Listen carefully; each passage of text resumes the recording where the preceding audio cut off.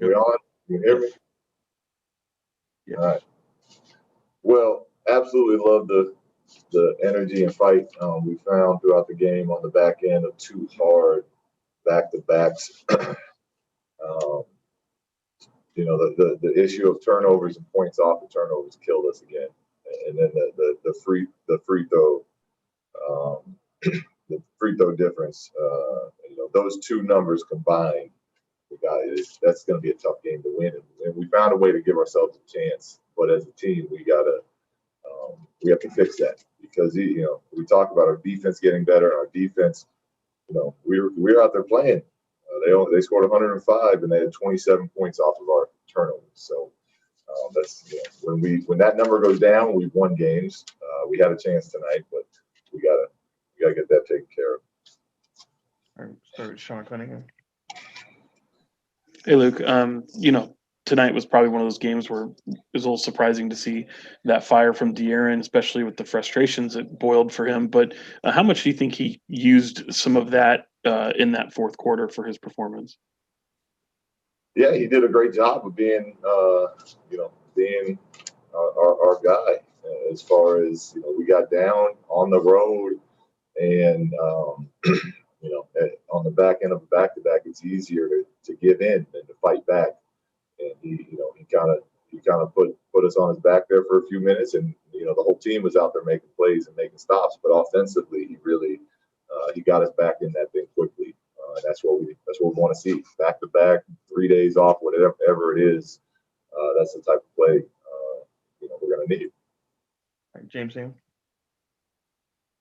Yeah, Luke, what was the plan on that last play? It clearly got blown up when they double teamed De'Aaron, but did you have something in mind there?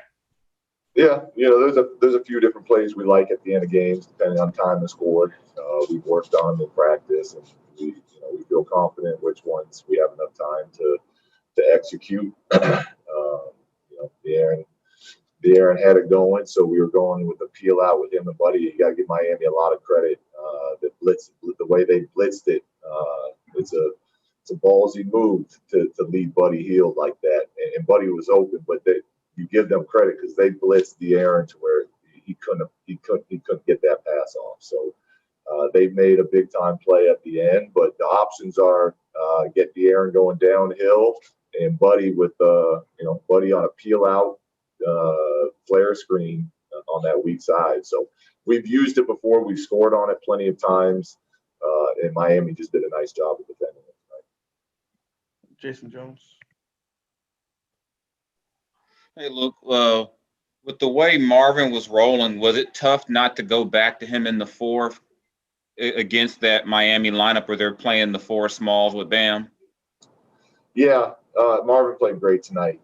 He really was kind of helping keep us around while some other guys were struggling. And I was planning on getting them back in there, but they had small lineups out there with Bam rolling every time, and then that group we had in to start the fourth, who finishes a lot of games for us.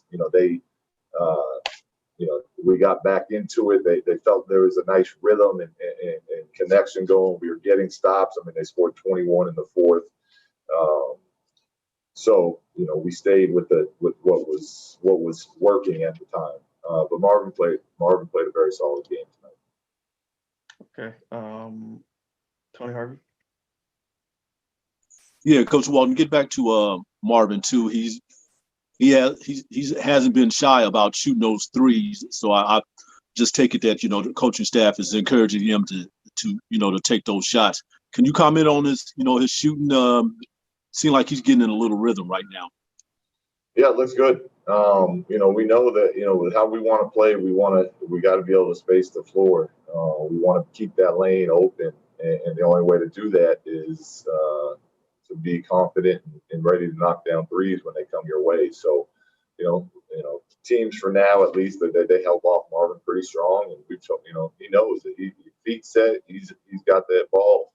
Unless there's a swing open, which we want everyone to make on our team, we want them to take those shots. And as long as they're good rhythm shots like they were tonight, that's how we want to play, and we want him to be able to do that as a player for us. Jason Anderson. Hey, Luke, we see De'Aaron kind of plead to the refs quite a bit, making his case that, that there's been some contact. How do you feel about those situations? Is there something that the player can gain in those interactions with the refs, or do you have to be careful about going too far with that?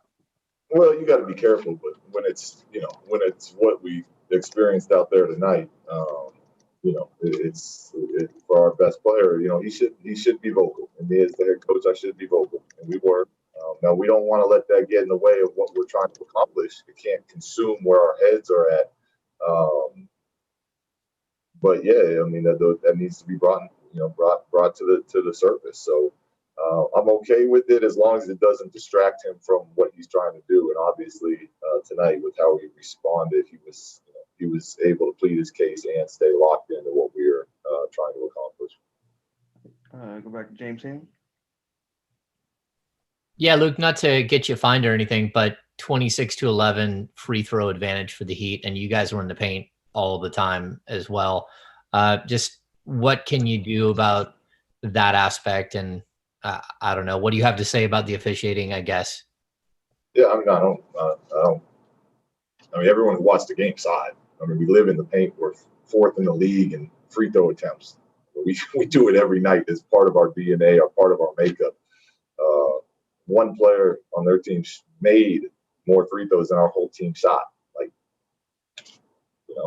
it's going to be hard to win when that's happening. So we stayed in attack mode. That's all we can do. It's what we tell our players: control, we can control. Play how we play. And I thought we did another good job tonight of being aggressive, attacking the paint.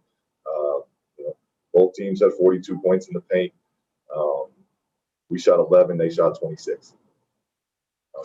So we're going to keep doing what we do, and hopefully it looks different next time out.